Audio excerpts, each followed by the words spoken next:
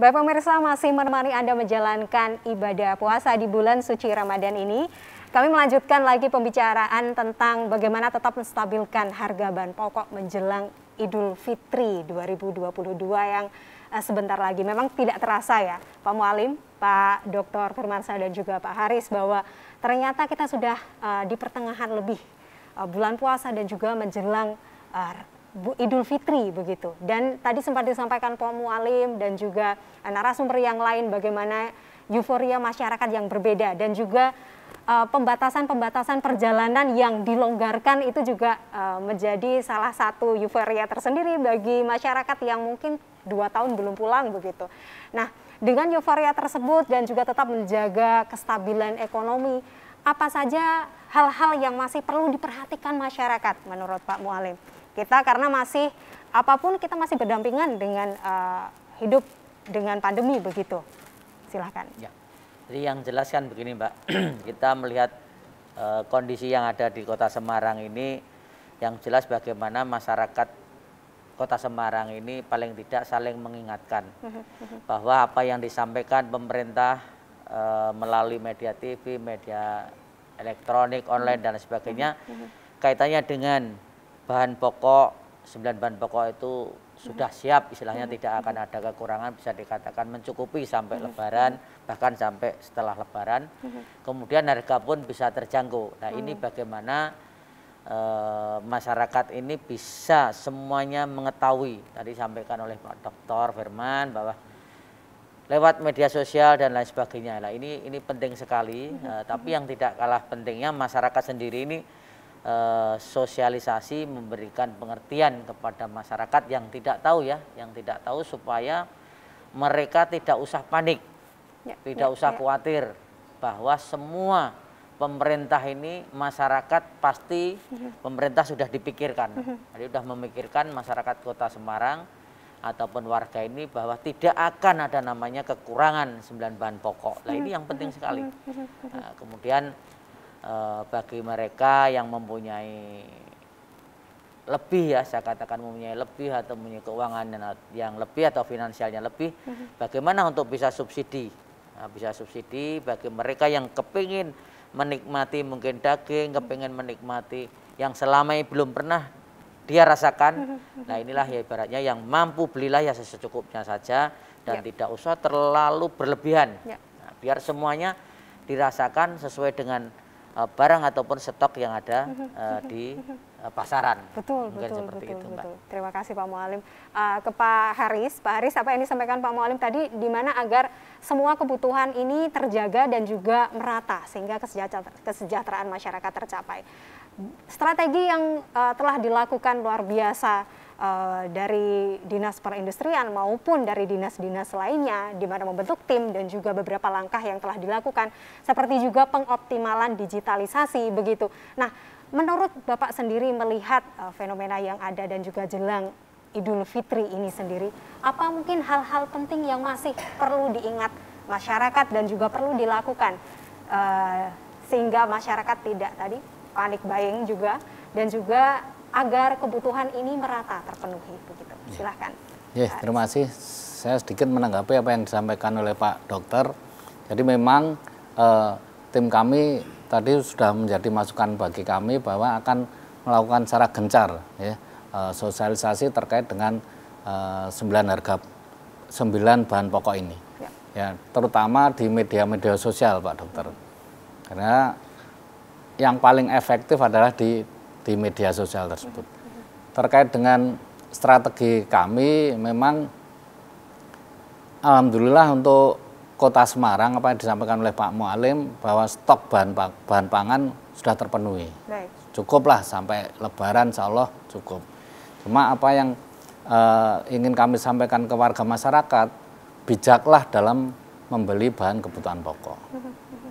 Jangan sampai panjenengan terlalu euforia terus membeli sebanyak-banyaknya tanpa memikirkan tetangga sebelah yang kekurangan.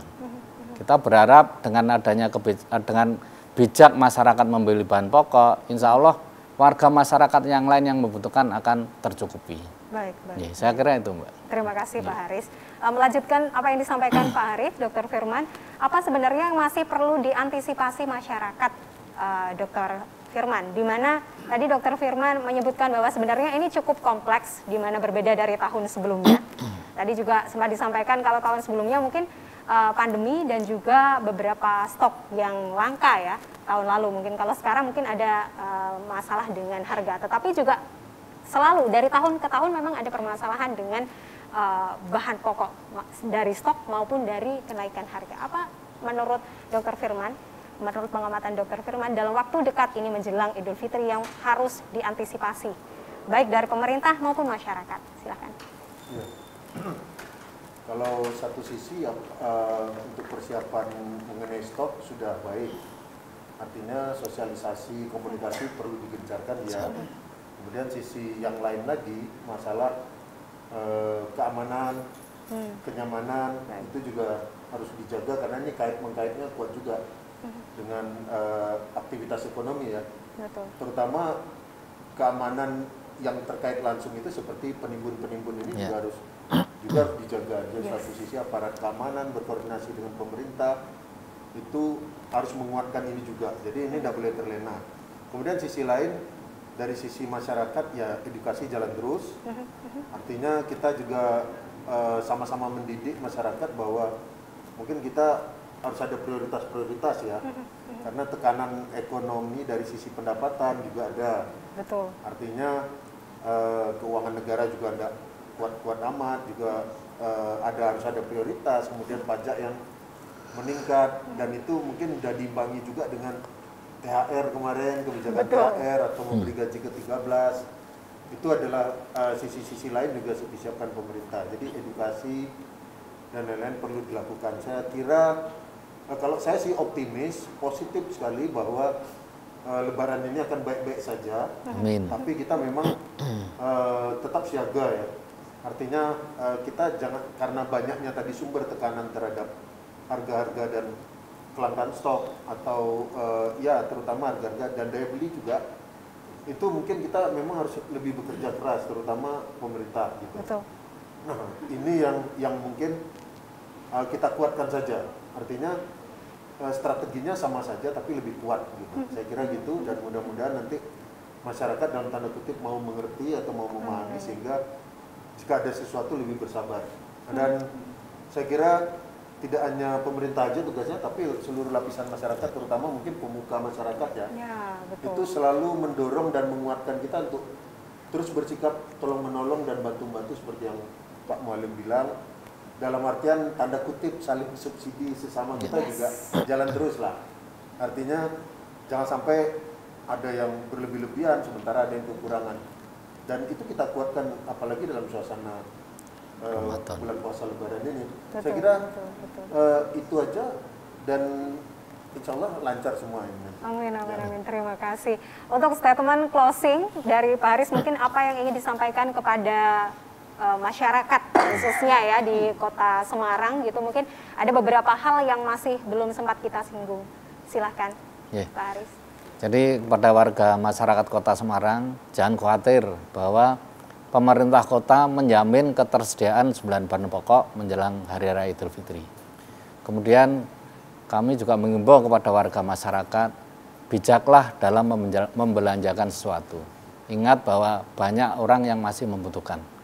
Saya kira itu. Baik, terima kasih banyak Pak Haris, cukup singkat, padat, dan semoga masyarakat mudah memahami apa yang ingin disampaikan oleh pemerintah.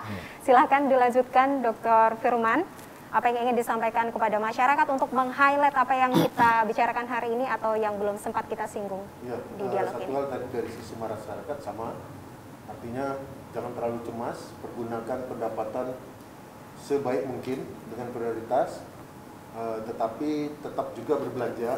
Kalau satu sisi yang lain ya tetap berbelanja, walaupun tidak harus berlipat ganda ya, tetap berbelanja itu biasa saja. Artinya kita juga harus menggerakkan seluruh perekonomian, membantu UMKM yang sedang berproduksi, dan mungkin kesempatan juga pas Lebarannya adalah momentum perbaikan krisis pandemi kita selama ini, dan mudah-mudahan setelah Lebaran, pasca Lebaran produksi makin baik gitu. Kemudian dari sisi pemerintah dan seluruh otoritas termasuk DPRD, aparat keamanan itu saya kira sinerginya terus-menerus diperkuat, dan ini mungkin masukan umum aja. Artinya yang tadi saya katakan itu kita bisa simpulkan sederhana bahwa ini harus dilakukan sistemik dan sepenuh hati, dan jangan sampai ada lubang-lubang kecil yang dibiarkan menganga sehingga dia jadi besar. Sikat di tempat, artinya mitigasi secepat mungkin gitu dengan tim-tim tadi. Saya kira gitu aja. Baik, terima kasih banyak Dr. Firman. Dilanjutkan Pak Mualim, silakan. Ya, jadi kami menghimbau ataupun mengharapkan kepada masyarakat Kota Semarang, yang utama bahagia dulu. Jadi kalau sudah bahagia, jadi Lebaran itu tidak hanya tahun ini, tapi Lebaran masih ada beberapa Lebaran yang mengharapkan kita semua bisa merasakan. Nah, untuk itu di tahun 2022 ini, setelah pandemi COVID-19 yang hampir 2 tahun kita tidak bisa Lebaran bersama-sama keluarga, makanya berhematlah. Jadi di tahun 22 ini kaitannya dengan kebutuhan 9 bahan pokok, tetap harus berhemat, memanfaatkan keuangan yang ada, bahwa kita tetap harus menabung karena tidak ada yang tahu setelah Lebaran nanti apa yang akan terjadi, tapi harus tetap optimis bahwa setelah Lebaran ini perekonomian akan lebih baik, kemudian kebutuhan 9 bahan pokok juga akan selalu meningkat, dan tidak akan lagi terjadi krisis 9 bahan pokok yang pernah dialami sebagai contoh minyak, kedelai, dan lain sebagainya. Jadi yang paling penting bahagia. Bahagia, begitu ya. Terima kasih banyak, kita berikan aplaus sekali lagi yang meriah untuk ketiga narasumber kita yang telah hadir pada hari ini. Luar biasa sekali. Terima kasih banyak Pak Haris, terima kasih banyak Dr. Firman dan juga Pak Mualim. Pembahasan yang luar biasa, sampaikan salam untuk keluarga dan selamat menjalankan ibadah bulan Ramadan. Dan pemirsa, tentu saja pembicaraan yang menarik ini semoga cukup menginspirasi dan juga memberikan banyak informasi yang bermanfaat bagi Anda. Saya mengucapkan terima kasih kepada Hotel Norman Semarang yang telah memfasilitasi dialog interaktif bersama DPRD Kota Semarang kali ini. Dan juga saya ingin mengingatkan kepada Anda untuk jangan lupa mendownload GPM Stream, salah satu aplikasi kebanggaan kami, sehingga Anda bisa menyaksikan Simpang 5 TV hanya dengan satu genggam handphone kesayangan Anda. Luar biasa, hari ini kita telah mendengarkan, kita telah berdialog, dan juga kita telah mencoba merenungi segala dinamika sosial kehidupan yang ada di sekitar kita. Sudah waktunya kita saling menghormati, saling menghargai, berempati kepada sesama. Banyak hal-hal yang sosial yang terjadi dari permasalahan hingga solusi ini menjadi salah satu hal-hal yang kita jumpai, menjadi nilai-nilai kemanusiaan yang ada. Memang ini bukan hanya tugas dari pemerintah, stakeholder, ataupun dari akademisi atau lembaga-lembaga terkait lainnya. Ini menjadi tugas kita bersama, saling berempati terhadap sesama sebagai wujud syukur atas keberkahan Allah Subhanahu wa Ta'ala. Saya Putri Rahmadani, sampai jumpa. Wassalamualaikum warahmatullahi wabarakatuh. Waalaikumsalam warahmatullahi wabarakatuh.